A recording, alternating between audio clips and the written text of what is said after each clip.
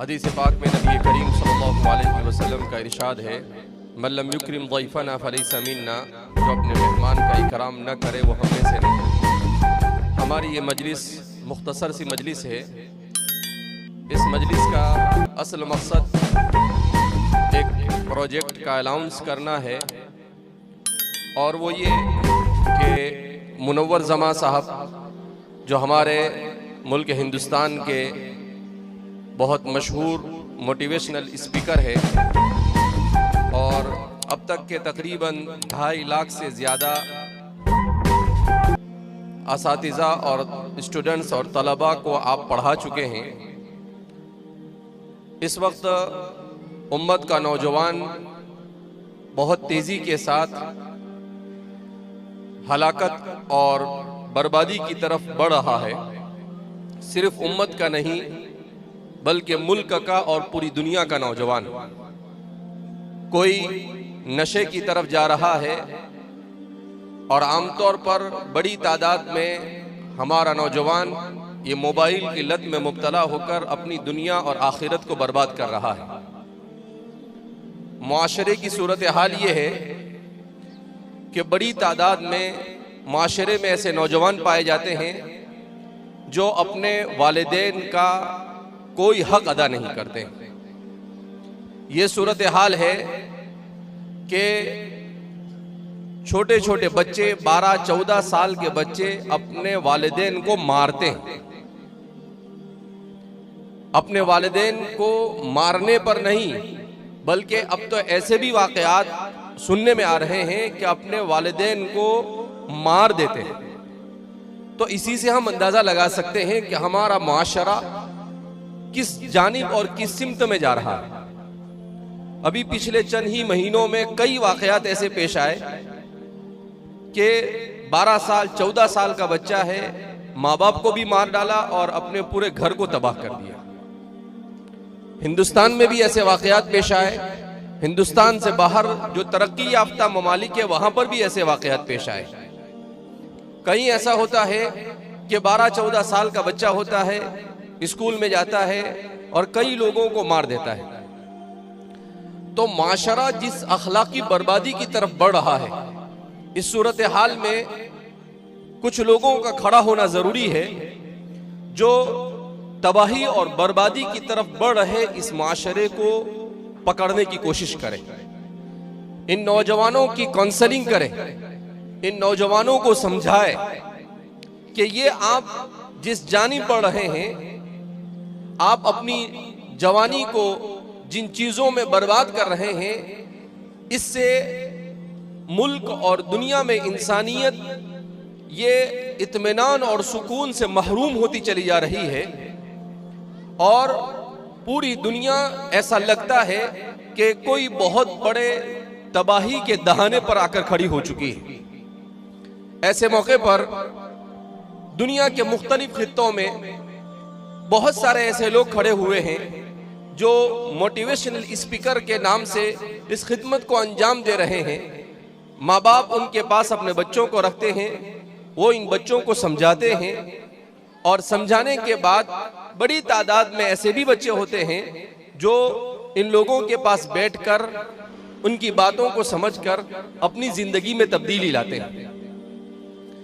ऐसे में ये एक जिम्मेदारी सिर्फ मोटिवेशनल स्पीकर की नहीं बल्कि जिम्मेदारी हम उलमा की है। ये जो काम सर कर रहे हैं ये हमारा काम है। हमारा ये फरीजा बनता है कि हम अंग्रेजी जबान सीखें, नौजवान किस अंदाज में हमारी बात को समझे, उस उसलूब और तरीके को सीखें, और फिर उसके बाद सब मिलकर ये मेहनत करें। इन्नल्लाह ला युगय्यिरु मा बिक़ौमिन हत्ता युगय्यिरु मा बिअनफुसिहिम। जब तक कि हम खुद कोशिश नहीं करेंगे वहां तक के तब्दीली नहीं आ सकती है। लिहाजा इस बिना पर सर ने 1 साल से मेरा सर से राब्ता है। वैसे तो हमारी मुलाकात 10 साल पहले हुई थी, लेकिन उसके बाद बीच में कोई राब्ता नहीं हो सका। उसके बाद जब राब्ता हुआ तो अल्हम्दुलिल्लाह हम मुख्तलिफ हालात के ऊपर तबादले ख्याल करते रहे। अब इस नतीजे पर पहुंचे कि दारुल उलूम देवबंद ने भी इस बात का ऐलान किया है कि मदारिस में आने वाले बच्चों के लिए 10वीं और 12वीं जरूरी है, और सब जगह पर इसको महसूस किया जा रहा है। मगर सिर्फ 10वीं और 12वीं कर लेने से काम नहीं चलेगा, बल्कि हमें असरे हाजिर की जो स्किल्स है, असरे हाजिर की जो जरूरतें हैं, उन जरूरतों के मुताबिक अपने आप को ढालना होगा। तो सर के साथ हम यहां से जिस प्रोजेक्ट का आगाज कर रहे हैं वो ये कि हमारे पास आए हुए मुल्क भर के 24 स्टेट के नौजवानों के ऊपर मेहनत की जाए और 1000 नहीं बल्कि उससे ज्यादा तादाद में ऐसे टीचर्स तैयार किए जाए, ऐसे मोटिवेशनल स्पीकर्स तैयार किए जाए जो मदारिस में जाकर, जो स्कूलों में जाकर, जो मुआशरे के शहरों में गलियों में जाकर और हर जगह पर जाकर वो इस फरीजे को अंजाम देने की कोशिश करे कि मुआशरे को बदअखलाकी से, नफरत से निकालकर मोहब्बत के माहौल में कैसे लाया जाए, इंसान अपने रब को कैसे पहचाने, उसका कनेक्शन अपने खालिक के साथ कैसे मजबूत किया जाए, मखलूक के आपस के रिश्तों और हुकूक को किस तरीके से जिंदा किया जाए, इस फिक्र के लिए सर ने कहा कि वैसे तो सर के पास जो पढ़ने के लिए जाते हैं उसकी तगड़ी फीस होती है, लेकिन मैं यहां पर सराहत के साथ ये बात कह देना चाहूंगा कि सर ने उलमा और तलबा की खिदमत के लिए 1 भी रुपया लेने से इनकार किया है। अगर हम सर की फीस और जो दूसरे मोटिवेशनल स्पीकर हैं उनकी फीस को देखें तो ये हमारा प्रोजेक्ट करोड़ों में जाता है। कितने में जाता है? करोड़ों में जाता है। लेकिन इन्होंने कहा कि नहीं, उलमा को और मुआशरे में जो तबाही और बर्बादी खड़ी हुई है इसको खत्म करने के लिए हम आपके साथ जुड़े हैं। हम कमर्शियल अंदाज में आपके साथ नहीं जुड़े हैं, हम पैसा कमाने के लिए आपके साथ नहीं जुड़े हैं।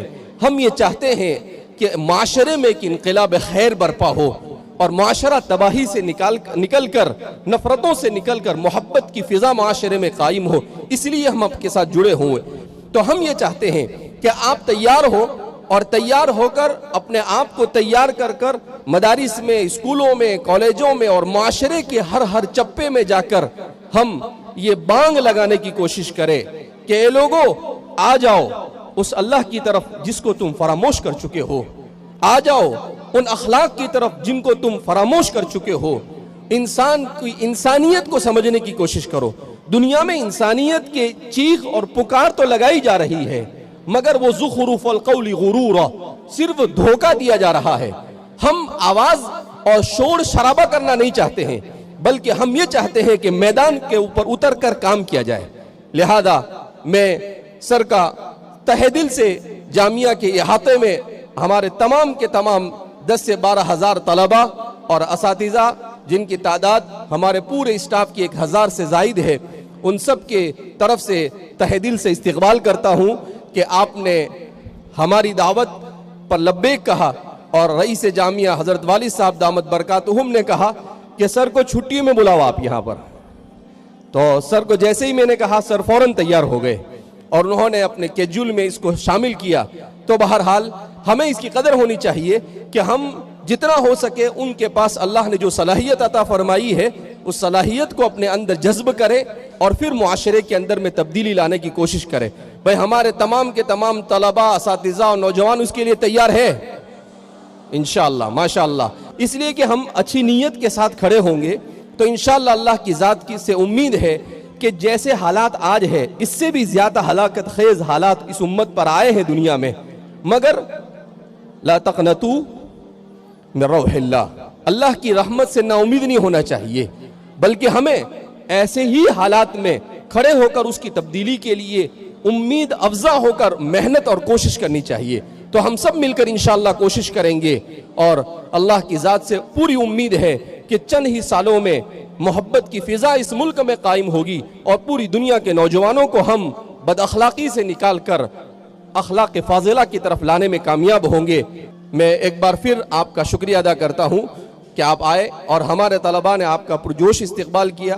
हिफ्ज़ के तलबा ने वो कमरे में ठहरे थे तो वहाँ खिड़की के पास जाकर कहा कि सर हमारे पास नहीं आ रहे आप। तो सर ने कहा कि मैं कल परसों आऊँ। कहा कि फिर तो हम चले जाएंगे। तो फिर सर ने कहा कि भाई वो हिफ्ज़ के तलबा बार बार आकर यहाँ पर कह रहे हैं तो हमने कल मगरिब बाद वहाँ पर प्रोग्राम किया और फिर उसके बाद हमने कहा दीनियात वाले भी ना महरूम रहे और सबके सामने आपकी बात आ जाए। तो देखो, ज़बान खलकरा नक्कार खुदा मीदा फारसी में कहते हैं कि मखलूक अगर किसी चीज़ को अच्छा समझ रही है, इसका मतलब ये है कि अल्लाह के यहाँ पर कुछ न कुछ उसको मकबूलियत हासिल है। तो इनकी मोहब्बत हमारे दिलों में है, हुफ़ाज़ के दिलों में, उलमा के दिलों में। इसका मतलब ये है कि अल्लाह रब्बुल इज़्ज़त ने उन्हें कोई ना कोई ऐसी सलाहियत अता फरमाई है जिसकी वजह से हम उनसे मोहब्बत करते हैं। हमारी और उनकी मोहब्बत लिल्लाह व फिल्लाह है। हमें उसके न हमको उनसे कोई गर्ज है और न उन्हें हमसे कोई गर्ज है। लिहाजा अगर हम लिल्लाह फिल्लाह इस मोहब्बत के साथ आगे बढ़े तो दुनिया में एक इंसान अगर खड़ा होता है तो वो इनकलाब बर्पा कर देता है। तो इंशाअल्लाह अगर इतनी बड़ी जमात खड़ी होगी तो बहुत तेज़ी के साथ इनकलाब आएगा। अल्लाह रब्बुल इज़्ज़त हम सबको अपनी रज़ा वाले अमाल की तौफीक मरहमत फरमाए।